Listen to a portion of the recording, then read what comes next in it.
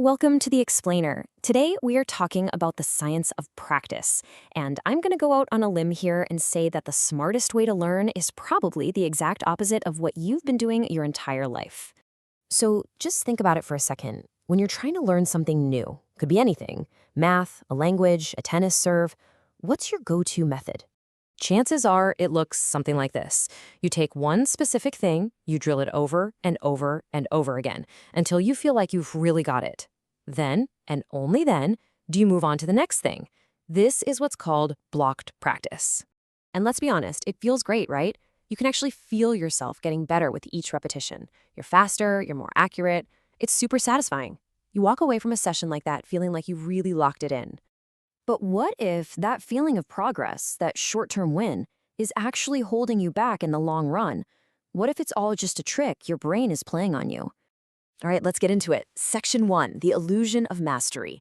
We're going to look at the data here because it turns out what feels like learning often isn't. Okay, so check this out. A 2015 study looked at math students. Some used that familiar blocked practice. Others used a more mixed-up approach. Now, right after practicing, on day 1, the test scores were pretty similar. But what happened later? Well, that tells a whole different story. Just look at what happened 30 days later.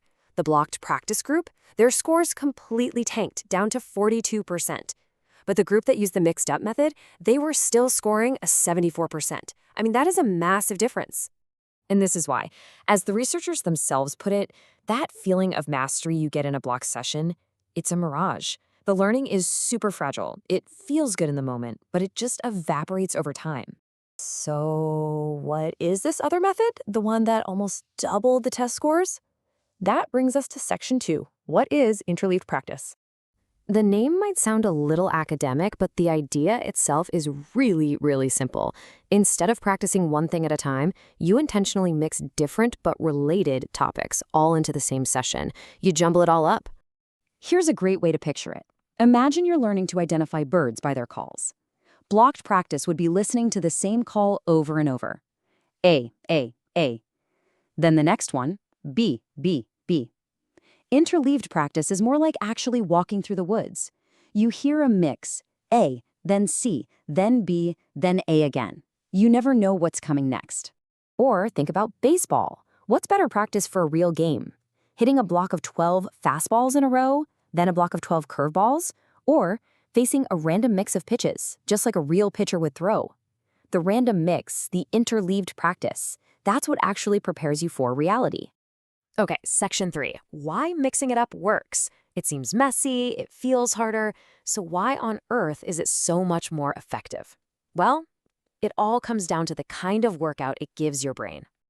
It really comes down to 3 key things. First, it forces discrimination. Your brain can't go on autopilot. For every single problem, it has to look and say, okay, what is this? What's the difference between this and the last one? Second, it practices problem selection. In the real world, nobody tells you which formula to use. Interleaving forces you to learn how to choose the right strategy. And finally, it naturally builds in spacing. You're forced to recall older information, which is one of the most powerful ways to strengthen a memory. All of this leads to what scientists call a desirable difficulty. And the name says it all, right? Yeah, it feels more difficult. You make more mistakes.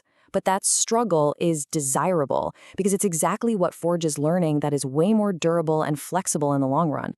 Now, you might be thinking, great, I'll just interleave everything from now on, but hold on. It's not quite that simple. This brings us to a really important point in section 4. When blocking is better, because there is no single best method for everything. As researchers have found, the most effective strategy really depends on what your specific goal is at that moment. And this table is basically your cheat sheet. Look, if your goal is to find a brand new rule for the very first time, blocking is your friend. Seeing examples back to back helps your brain spot the pattern. But once you have the rule and your goal is to tell similar problems apart, you have to switch to interleaving. And interestingly, if you're just trying to form a strong direct link, like a vocab word and its definition, blocking can be really effective for that initial connection. So the big takeaway here, context is everything. You've got 2 different tools in your learning toolkit. Think of blocking as your hammer. It's great for driving home a single new idea. But interleaving, that's your full wrench set, preparing you to tackle all the different problems you'll actually face. All right, let's put it all together. Section 5, your Smart Study Playbook. How can you actually start using this right away? Here is a super simple 2-step rule of thumb. Step 1, start with blocking. When something is totally brand new, you need that repetition just to get a handle on it. Trying to mix up things you don't even recognize is just confusing. But, and this is the most critical part, step 2, switch to interleaving.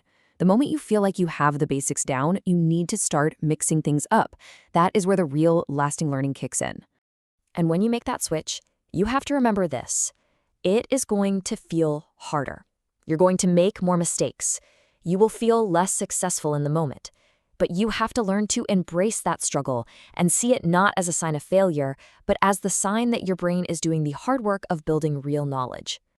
So the next time you sit down to practice, you have a choice. There's the easy path that feels good right now but fades away, and then there's the more challenging path that builds knowledge that actually lasts. The real question is, which one are you going to choose?